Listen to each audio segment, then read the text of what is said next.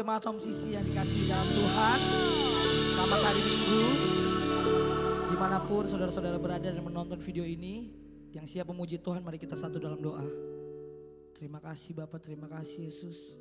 Haleluya Tuhan. Terima kasih Tuhan atas kebaikan-Mu Tuhan, atas kasih karunia-Mu Tuhan. Kami boleh ada pada sampai hari ini Tuhan, itu semua karena kasih karunia-Mu Tuhan. Kami bisa bangun di pagi hari ini Tuhan, kami mau memuji dan membesarkan nama-Mu Tuhan. Kiranya Engkau berkati kami persatu persatu Tuhan, yang ada di rumah, yang ada dimanapun. Agar apa yang kami persembahkan Tuhan dapat berbau harum Tuhan di hadapan-Mu Tuhan. Kau berkati Tuhan ibadah kami Tuhan. Kau tutup bungkus kami dengan kuasa darah-Mu Tuhan. Lalu di dalam anak-Mu Yesus Kristus kami sudah berdoa dan mengucap syukur. Haleluya. Amin. Yang siap memuji Tuhan boleh lambaikan tangannya di rumah.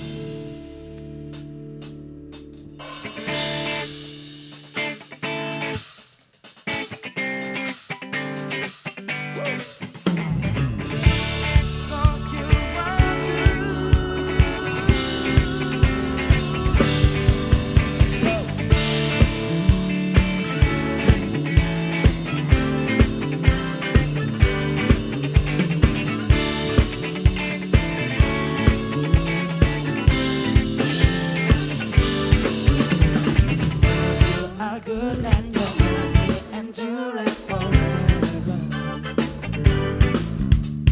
Lord, you are good and your mercy endureth forever. One more time. Lord, you are good and your mercy endureth forever. Lord, you are good and your mercy endureth forever.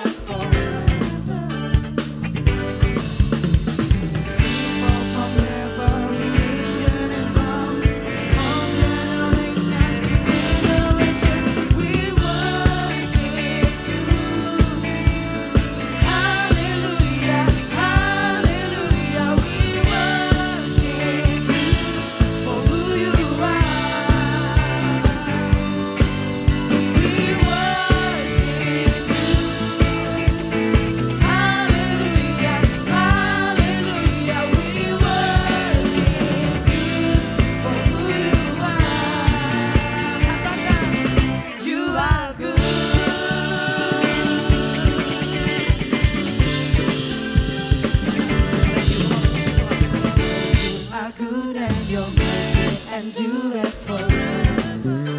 Lord, you are good. You are good and your mercy endureth forever. People from every nation and tongue, from generation to generation, we worship you. Hallelujah, hallelujah, we worship you.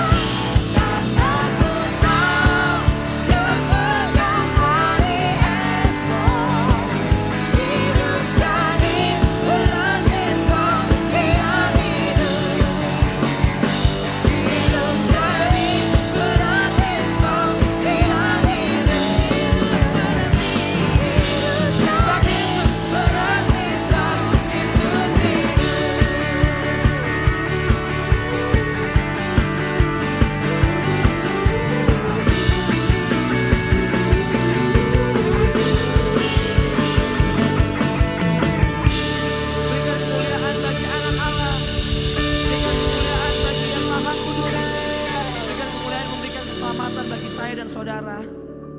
Haleluya. Sebab dia hidup saudara, maka ada kehidupan di hari esok. Haleluya.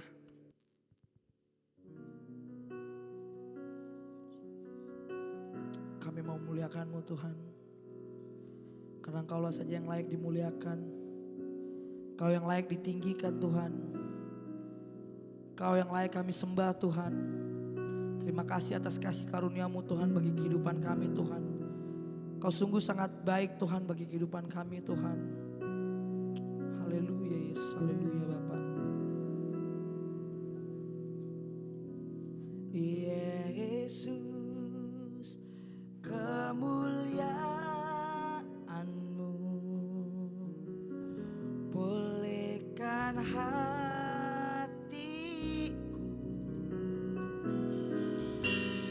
Yesus, kemuliaan-Mu berkati hidupku.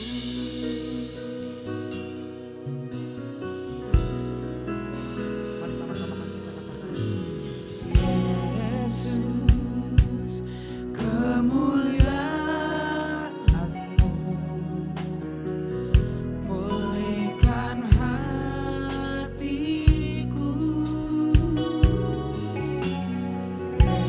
Yesus, kemuliaan-Mu berkati hidupku. Segala pujian syukur bagimu. Kau hadir dalam hidup kami Tuhan. Kau hadir dalam haleluya Yesus. Kini ku datang sujud di hadapan-Mu, memuji-Mu, menyembah-Mu. Yesus, ku menyembah-Mu.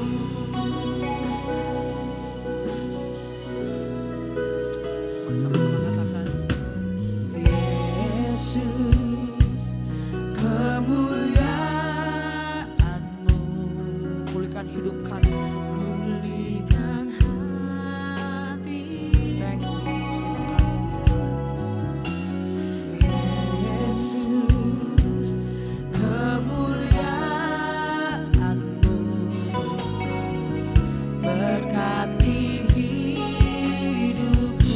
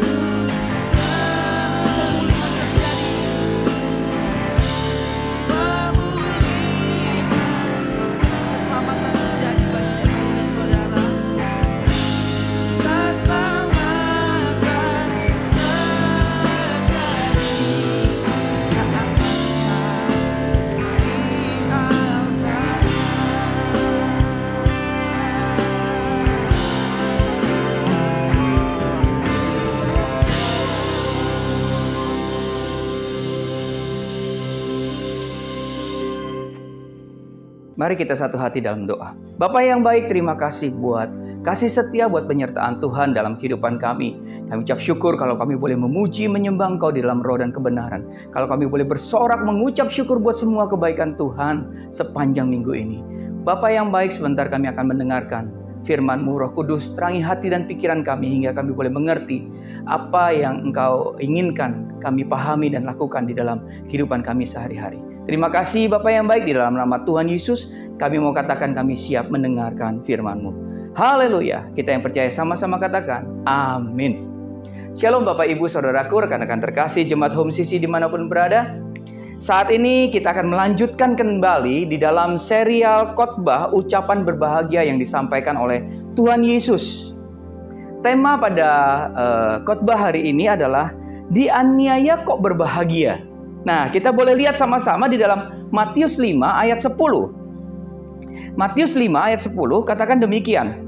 Berbahagialah orang yang dianiaya oleh sebab kebenaran, karena merekalah yang empunya kerajaan surga.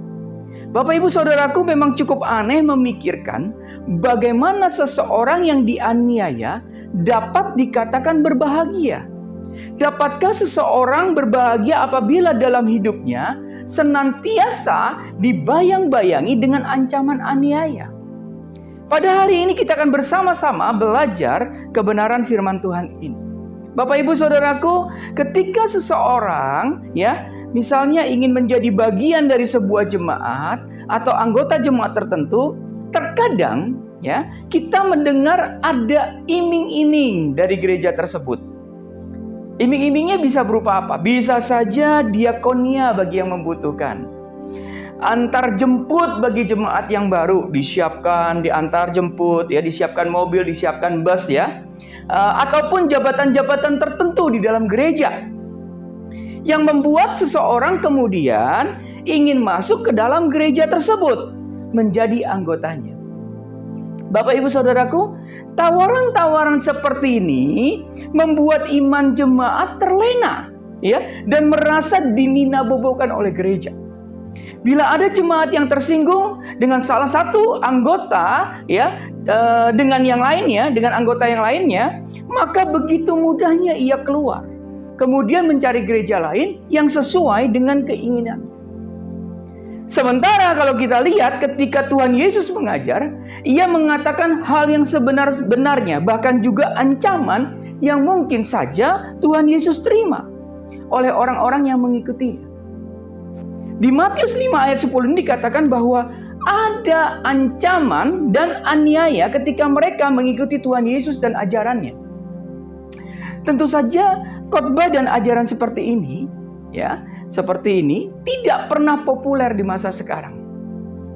Beberapa dekade belakangan ini gereja-gereja memberikan ajaran pasti diberkati. Ada ajaran double portion, ada ajaran berkat kesulungan, berkat anak raja dan sebagainya, dengan tagline yang membuat orang tergiur untuk datang dan menjadi anggota gereja tersebut. Bapak Ibu Saudaraku, ketahuilah bahwa kalau hanya sekedar berkat materi yang kita cari, orang ateis pun yang bekerja sungguh-sungguh akan menikmati banyak materi. Bahkan seseorang yang tanpa Tuhan namun bekerja dengan sungguh-sungguh dapat menjadi kaya secara materi.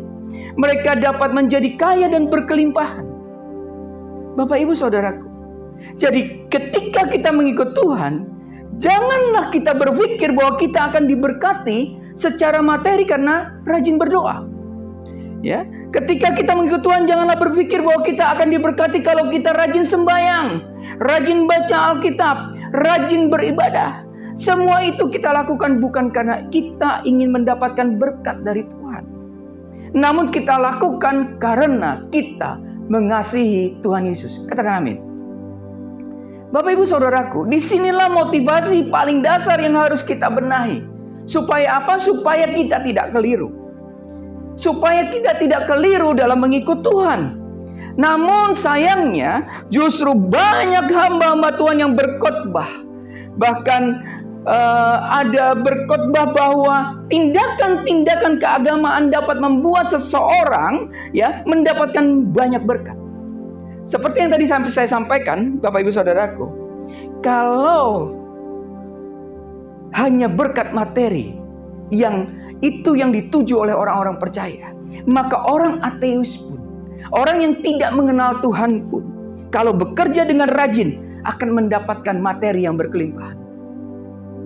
Jadi jangan pernah berpikir bahwa tindakan agamawi dapat menggantikan usaha dan pekerjaan kita. Bekerjalah dengan sungguh-sungguh dan serahkan hasilnya kepada Tuhan. Katakan amin. Bila banyak hamba-hamba Tuhan yang mengkhotbahkan dengan iming-iming berkat, maka tidak demikian dengan Tuhan Yesus. Ya, berkali-kali ketika ada orang yang ingin mengikut Tuhan Yesus, justru Tuhan Yesus memberikan tantangan yang cukup berat kepada orang-orang yang hendak mengikutinya. Ayo kita lihat. Mari kita perhatikan beberapa contoh, ya. Kita buka misalnya kita buka Matius 8 ayat 18 sampai 20. Matius 8 ayat 18 sampai 20. Di sini diceritakan ketika ada seorang ahli Taurat ingin mengikut Yesus, Yesus justru berkata bahwa serigala mempunyai liang dan burung mempunyai sarang, tetapi anak manusia tidak mempunyai tempat untuk meletakkan kepalanya. Ketika seseorang yang memiliki pengaruh dan pengikut ingin ikut Yesus, justru Yesus memberikan peringatan kepada ahli Taurat tersebut bahwa bila ia mengikut Yesus, bukan kenikmatan, bukan popularitas, dan bukan berkat yang akan didapatkan, namun kesengsaraan. Sementara banyak hamba Tuhan di masa kini yang begitu populer dengan ajaran-ajaran berkatnya, bahwa orang yang mengikut Yesus akan diberkati dengan melimpah, kebal dengan sakit penyakit, tidak mengalami kebangkrutan, dan banyak ajaran berkat lainnya yang sangat berbahaya bagi kekristenan. Kita ambil contoh lagi dalam Matius 10 ayat 16 sampai 32. Di sini dijelaskan bagaimana ada penganiayaan bagi orang-orang yang mengikut Yesus. Bahwa akan ada orang-orang yang menyesah kita, menyerahkan saudaranya untuk dibunuh. Kita dibenci karena nama Yesus. Dan kemudian Yesus berkata di ayat yang ke-33, Matius 10 ayat 33. Dikatakan begini, tetapi barang siapa menyangkal aku di depan manusia, aku juga akan menyangkalnya di depan Bapakku yang di surga. Hal ini menunjukkan ada begitu banyak tantangan yang harus dihadapi oleh anak-anak Tuhan. Kita buka lagi dalam Matius 10 ayat 39. Dikatakan demikian. Barang siapa mempertahankan nyawanya, ia akan kehilangan nyawanya. Dan barang siapa kehilangan nyawanya karena aku, ia akan memperolehnya. Hal ini menunjukkan bahwa anak-anak Tuhan harus siap untuk menderita, bahkan menderita sampai rela mati untuk nama Yesus. Bapak Ibu Saudaraku, ini sungguh berbeda ajaran Tuhan Yesus dengan ajaran para hamba-hamba Tuhan hari-hari ini yang sungguh-sungguh meninabobokan iman jemaat. Karena hal-hal demikianlah, maka saya sebagai hamba Tuhan terpanggil untuk memberitakan firman Tuhan secara seimbang, adil dan benar dalam pengajaran. Untuk inilah Home CC hadir agar ajaran yang benar bisa diterapkan, bisa didapatkan oleh orang-orang percaya, orang-orang Kristen. Bapak Ibu Saudaraku, jemaat Home CC dimanapun berada, ketika Yesus berkata berbahagialah orang yang dianiaya karena kebenaran, hal ini menunjukkan bahwa ada harga yang begitu mahal mengenai kebenaran itu sendiri. Katakan amin. Kebenaran yang disampaikan dapat saja membuat panas hati seseorang. Sekali lagi, kebenaran yang disampaikan bisa saja membuat hati seseorang panas. Menariknya, hal ini pernah dialami di zaman Kisah Para Rasul, di zaman rasul-rasul. Di dalam Kisah Para Rasul 5 ayat 33 dikatakan, ya, pada saat itu firman Tuhan katakan begini, mendengar perkataan itu sangatlah tertusuk hati mereka dan mereka bermaksud membunuh rasul-rasul itu. Bapak Ibu Saudaraku, rekan-rekan terkasih jemaat Home CC dimanapun berada, sebuah perkataan kebenaran dapat membuat hati seseorang tertusuk dan bermaksud membunuh rasul-rasul yang menyampaikan kebenaran itu. Dari hal ini kita belajar bahwa kebenaran itu mahal harganya. Akan ada banyak penentang yang berusaha membungkam kebenaran. Bapak Ibu Saudaraku, pertanyaan yang patut kita munculkan adalah, mengapa kebenaran itu berusaha untuk dibungkam? Mengapa kebenaran itu mahal harganya? Untuk menjawab hal ini, maka kita harus ketahui bahwa sebuah kebenaran itu pada akhirnya akan berujung di antara surga dan neraka. Sebuah kebenaran pada akhirnya dibayar dengan kehidupan kekal seseorang. Sebuah kebenaran yang harus kita ketahui adalah bahwa mengikut Tuhan Yesus harus rela menyerahkan nyawanya, dan kita juga harus siap ketika menderita aniaya karena nama Yesus. Kita harus rela kehilangan apapun termasuk nyawa kita untuk mengikut Yesus. Sementara seseorang yang berpikir bahwa mengikut Yesus akan menikmati berkat yang melimpah, selalu ada perlindungan dalam hal jasmani, dalam hal kesehatan, dalam hal materi, dan sebagainya, maka imannya akan mudah sekali goyah. Misal, ketika seseorang mengalami kebangkrutan, ketika seseorang mengalami PHK, ketika seseorang mengalami sakit yang parah, maka ia bisa segera marah kepada Tuhan dan mempertanyakan kebaikan dan keberadaan Tuhan.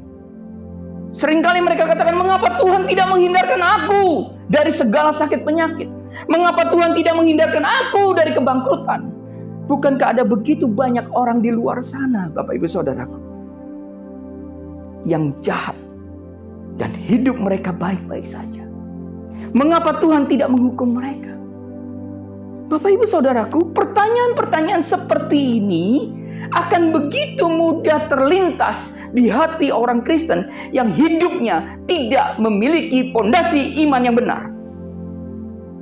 Dan iman yang benar tentu didapatkan dari pengajaran firman Tuhan yang benar. Katakan amin.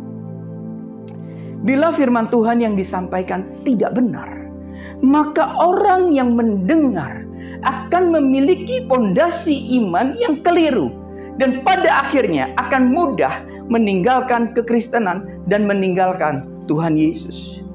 Bukankah orang-orang yang demikian pada akhirnya akan berujung di neraka? Orang-orang yang tadinya percaya dan kemudian meninggalkan Tuhan Yesus akhirnya akan berujung pada neraka. Jadi kebenaran itu mahal harganya, karena pada akhirnya kebenaran itu akan membuat seseorang berada di surga atau di neraka. Bapak Ibu Saudaraku, melalui khotbah ini, saya rindu memberikan peringatan untuk kita semua yang mendengar kebenaran firman Tuhan ini, bahwa mengikut Tuhan Yesus itu tidak mudah, Bapak Ibu Saudaraku. Ada banyak tantangan dan harus siap mempertaruhkan segalanya, termasuk termasuk nyawa kita. Saya tidak bermaksud untuk mengajak kita sengaja sengsara dalam menjalani hidup ini. Tidak. Sama sekali tidak. Namun yang saya maksudkan adalah, seandainya kita mengalami sengsara dan penganiayaan karena mengikut Tuhan Yesus, teruslah setia mengikut Yesus. Amin. Ketika seandainya kita mengalami sengsara dan penganiayaan karena mengikut Tuhan Yesus, jangan pernah tinggalkan iman kita. Setialah sampai mati. Karena pada akhirnya kita akan mendapatkan kehidupan kekal bersama Tuhan Yesus di surga. Katakan amin. Demikianlah pengajaran Tuhan Yesus, Bapak Ibu Saudaraku. Demikianlah pengajaran Tuhan Yesus yang sebenar-benarnya. Yesus tidak pernah mengatakan bahwa mengikut Dia akan membuat hidup menjadi lebih mudah. Namun Tuhan Yesus menjamin bahwa mereka yang setia kepada Yesus akan mendapatkan hidup yang kekal. Katakan amin. Jadi karena pengharapan akan hidup kekal inilah yang Tuhan Yesus sampaikan, bahwa seseorang yang dianiaya karena kebenaran harus berbahagia. Tentu bukan karena aniaya yang membuatnya bahagia, Namun karena ada apa? Ada jaminan keselamatan, itulah yang membuatnya berbahagia. Katakan amin. Bukan, sekali lagi saya tegaskan, bukan karena aniaya itu yang membuat mereka bahagia. Tapi karena ada jaminan keselamatan, yaitu hidup yang kekal. Itulah yang seharusnya membuat kita berbahagia. Katakan amin. Bapak Ibu Saudaraku, Yohanes 15 ayat 18 sampai 19 katakan begini.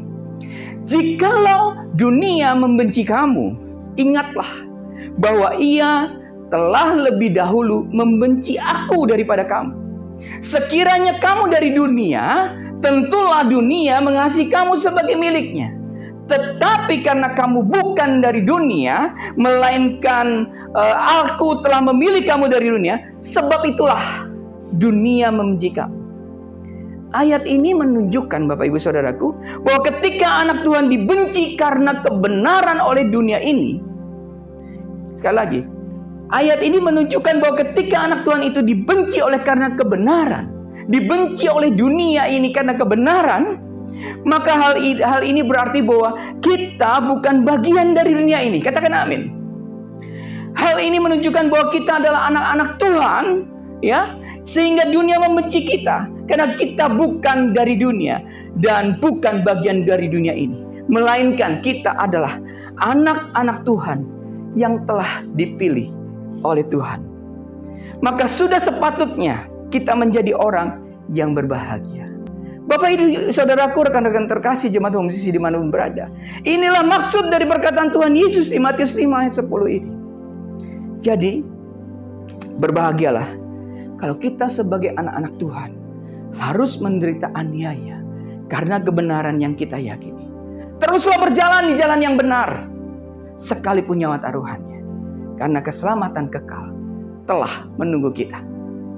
Amin. Tuhan Yesus memberkati.